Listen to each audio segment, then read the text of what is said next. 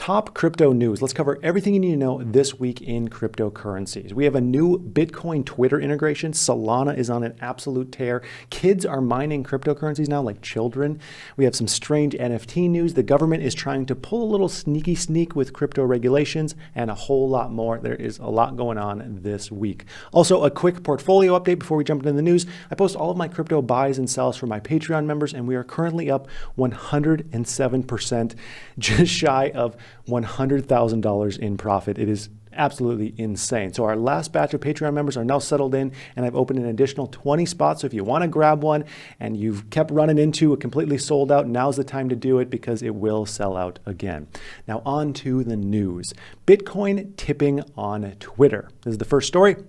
Recently, a mobile developer leaked images of Twitter's upcoming Bitcoin tipping system, which is predicted to launch by the end of this year, as some users have already had access to the beta version of this. So this is going to be in addition to the already existing tip jar feature on Twitter, which is a way for users to link payment methods to their accounts, and fans can then support their favorite personalities and creators by, sending them a couple bucks.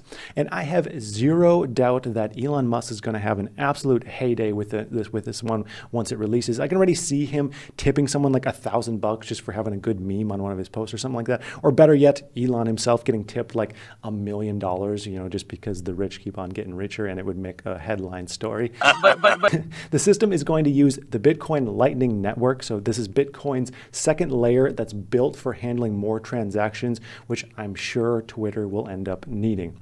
It also seems that this is one of the many steps that Twitter is taking to integrate crypto with Twitter. So Jack Dorsey, the CEO of Twitter, already told investors in July that Bitcoin would be a big part of the company's future. And this isn't much of a surprise because Dorsey is also the CEO of another company you've probably heard of, Square, another billion-dollar company, which as you may already know, has already made moves with integrating crypto into their payment system. So it seems Dorsey is very, very bullish on crypto, especially Bitcoin. You never know, soon maybe we'll have like crypto giveaways and exchange NFTs integrated directly on Twitter. That would be pretty cool. Next up, we have a nice little quick wholesome story. So over the summer, a 14-year-old named Ishan and a 9-year-old named Anya, who are brother and sister, started a successful cryptocurrency mining operation in their garage. So it started with Ishan, who used his gaming computer to attempt to mine Bitcoin. And on his first day, he made a healthy $3, which, wasn't much, but it was a proof of concept, or, more accurately, we should call it a proof of work. Boom. I'm sorry. So this inspired him to team up with his sister and go all in, collect some graphics cards. And their first month, they mined $1,000 worth of Bitcoin. They began scaling, and they're expecting to make $36,000 this year. And this obviously begs the question, how much was the electric bill on all of this mining? And they said it's only $3,000. So not too bad. They probably make a nice little profit.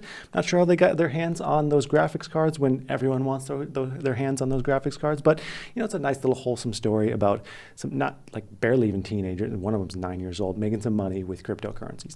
Next up, Solana. Solana is blowing up right now. So at the time of recording this, Solana is at over $120 per coin, their SOL token, SOL.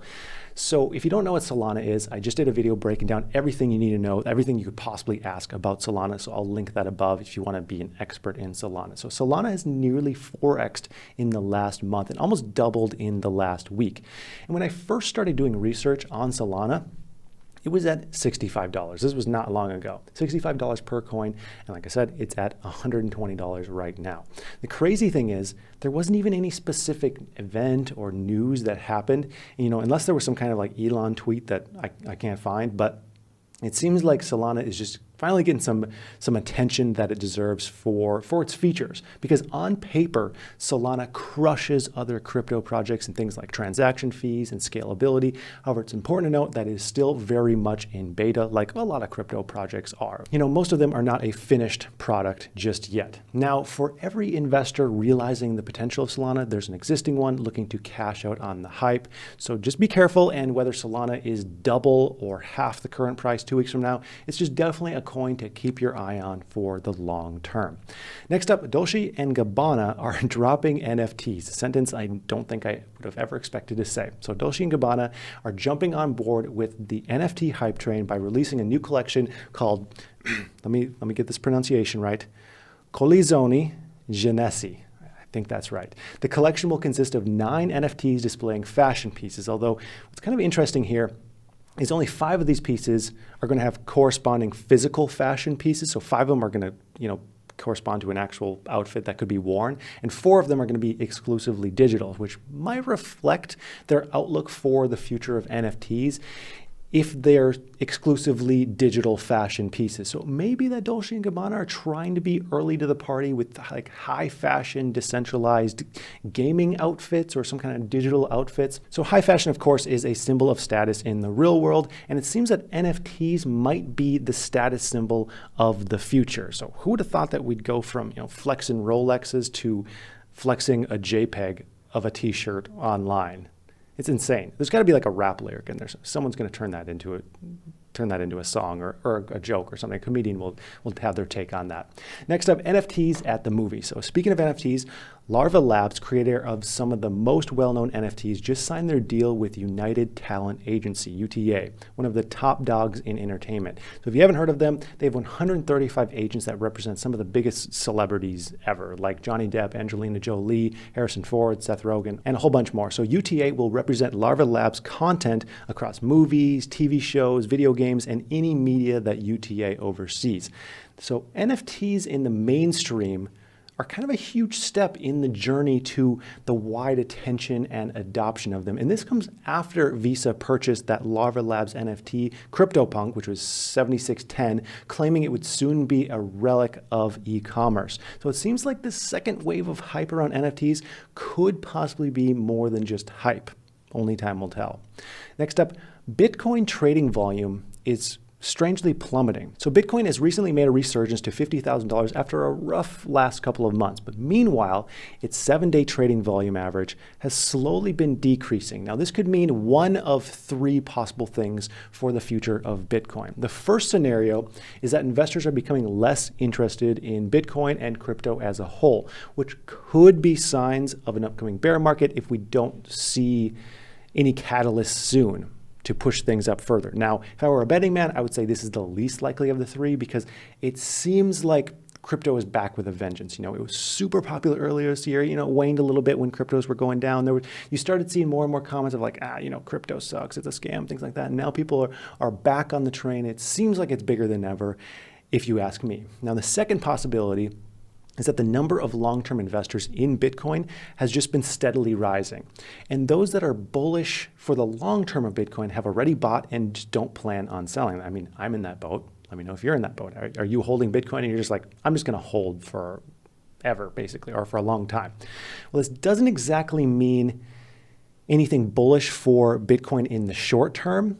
It does mean that it could be a higher price floor than we previously thought for Bitcoin, meaning it's not going to go down a whole lot lower than it did a couple months back. Now, the third reason here could be that Bitcoin's dominance is slowly diminishing and altcoin season is in full effect or about to be in full effect. I mean, if we look at the charts, even though Bitcoin has been doing well in the recent past, other projects like Cardano, Solana, and even Ethereum have been doing far, far better. So it may be that Bitcoin's kind of gravitational pull in the crypto market is beginning to slowly diminish. And I personally wouldn't be surprised if we saw Bitcoin's market cap eclipsed by another project within 1 to 2 years. That's just my humble opinion.